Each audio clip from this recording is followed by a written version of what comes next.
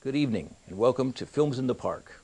I'm Sheldon Renan, here to say a few words about the second film in the series, the 1967 crime action thriller, John Boorman's Point Blank, starring Lee Marvin. This is a great, fun action film. I call it fun. But when it came out, it shocked and dismayed most of the critics in America, who dismissed it because of what they called ultraviolence. The movie is better than the book. In fact, I went to see it the day it opened in the theater it premiered, the North Point Theater in San Francisco. I went back to see it that night. The next night, I took my wife to see it, and later in the week, I took a bunch of film lover friends to see it. And it wasn't just me. There were a lot of us that were intrigued by this film, that couldn't forget the film, because it got under your skin. It was so visually exciting, so rich. It had such velocity. The story arc was both clear and yet puzzling.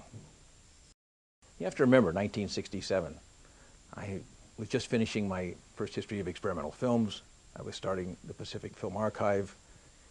It was still the time of the hippies, which you see in the film.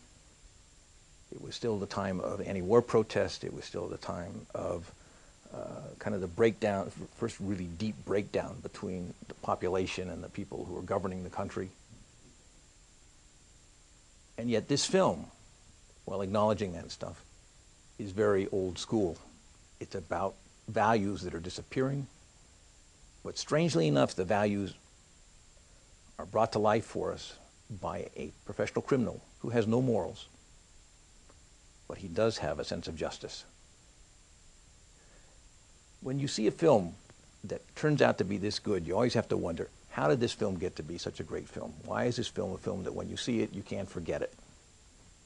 And usually you try and look at the people who were involved in it, because there's always a power struggle inside a film as to who's going to control the film, what it's going to look like, how it's going to get finished. In this case, this film is the result of just two people: the director, John Boorman, and the actor, Lee Marvin. Lee Marvin had the power, the juice at the time, because he had won the Academy Award, much to his surprise, for Cat Ballou. And now he had the right to greenlight films, to say, if I'm in this film, yes, this film will be made. And then when he was in the film, to say who he trusted in the film. And the person he trusted was John Boorman.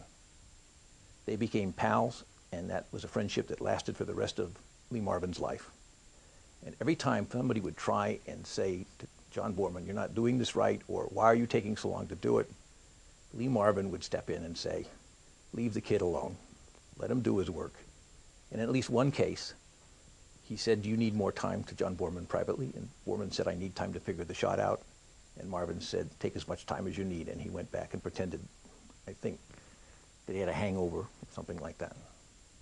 The point is that it was a film that the two of them made together.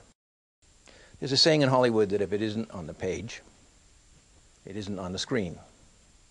But that isn't totally true, because what's usually in a script are words, and what's usually in a movie are images. And it's the images in Point Blank which haunt you year after year, decade after decade. There were lots of people who contributed to this film in a major way. Philip Lathrop was a great director of photography, a man who was uncredited, the camera operator on Touch of Evil, Orson Welles film, 10 years earlier, and had become a major cinematographer in Hollywood. Albert Brenner, the art director, probably one of the best art directors in Hollywood, did a lot of films, things like Goodbye Girls, but in this case created a look that was totally unsentimental, hard-edged. L.A., like L.A., looks. Doesn't look like San Francisco, and it sure doesn't look like Oregon. And it still looks like that today. All angles and edges and shiny materials, and with very little heart underneath.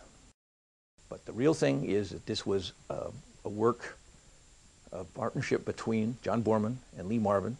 John Boorman considers it an internal portrait of Lee Marvin, what he was really like, and the relationship he had, difficult relationship he had with violence as a result of what he saw, what he experienced, and how he was injured in World War II.